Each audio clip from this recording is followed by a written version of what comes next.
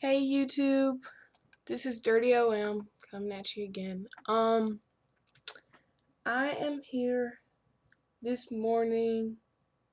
There's actually two videos that I want to make today, and I'm trying to decide which one I want to do right now. I think I'm just gonna do the shorter one, which is about dreads and water. And I tried looking for this a while back because I hadn't gone to the beach or anything, and I don't think I had actually got my hair wet in a pool. Like I had been like, don't get it wet, which is funny because I'm like, you got a perm, you're like, oh, don't get my hair wet. But when you have dreads, when it comes to the pool, that's what I was like. But yeah, so I was looking for the video and I was like, what about ocean and the beach and the pool? Like, what do you do? Is it okay to leave it in? Do you need to wash it out? Blah, blah, blah. Should you just rinse it? And all stuff like that. And I never found a video, but I saw one. I can't remember the girl's name, the lady's name. But she was more asking rather than telling. And then other than that, there was like nothing, I don't think. So I'll just tell you what I do.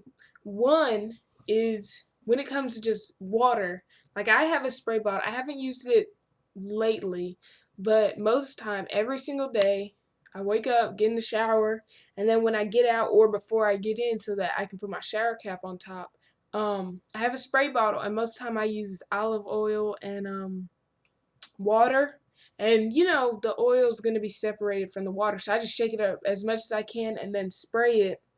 And I mean, you don't want your hair to be soaking, dripping wet, but enough for it saturated, and then you kind of just rub it through. And if I put the shower cap on, it kind of gets heated up and kind of goes around and stuff, so it really gets into my hair.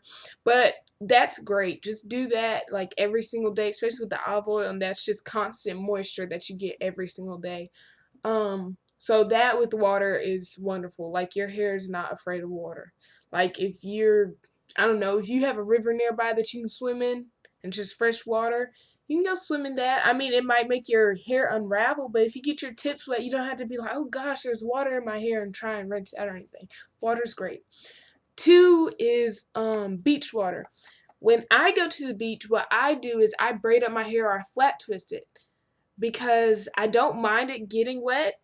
And in fact, some people like actually make their own homemade salt water so that their locks lock up faster. And I did that for a little while, but I don't really like the idea of just spraying salt in my hair. So I was like, whatever, they'll lock up in time. I'm just gonna let them be as they are. So I can't be like, oh yeah, it's amazing, because I only did it like, I don't know, less than a month. So, but some people do that. But when I did it, I did salt, water, and olive oil, so then I would still have some moisture in my spray, and I did that every morning for like a week or two. But when I go to the beach, I just braid it up so that my roots won't unravel when they get wet. But at the same time, I can just get my hair wet and get that salt in it, and I know the salt is good for locks. So I just go ahead and I'm like, hey, let me get my hair wet, even if I'm not like swimming or anything. I will purposely wet my hair in the ocean, but I just want to keep it braided up. Or if you can fit your hair into a really tight ponytail so that it doesn't unravel, do that. So beach water, you don't have to worry about it. And I don't wash my hair after I do that. Some people might want to because they might want to retwist it again, but I don't worry about it because my hair is fine most of the time. And then the last thing that I was really concerned about was pool water. So before I had my locks, and I don't think I ever got to actually swim in a pool with my afro. I only had it over the summer, but it was a busy summer and I wasn't near a pool. So before, when I had my texturizer, I was always taught, you go to a pool, at least rinse it out, and then like that night or later on the next day you can wash it, because the chlorine does not need to be sitting in your hair. So that's what I was always taught. So I go by that same rule. I know it's not the same type of hair now, but it might as well be.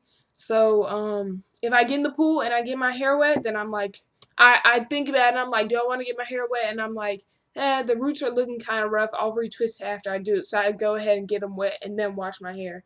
So I'll say I don't know, and you can probably Google it and might be able to find something because I didn't really Google. I basically stick to YouTube videos. I don't know why, and I guess I didn't feel like Googling it. But that's my intake on all three types of water that you can put in your hair. I don't really know any other type of water that people would put in their hair often, but so the only thing you gotta watch out is pool water for chlorine and stuff like that, because the pool has all those chemicals in it. I don't know if the pool chlorine cleans your hair or what, but I'm just gonna say, just like if you do a vinegar rinse, you want to wash the vinegar out. You're not just gonna spray vinegar in your hair and then be like, okay, and leave it in there. So I mean, the vinegar cleaned out your hair too, but you're gonna rinse it out, right? So that's what I would say, and hopefully somebody was looking for something like this that helped. Do some more research, like I said, because I don't know 100%. And I hope it was a good enough video. And I'll catch you guys next time.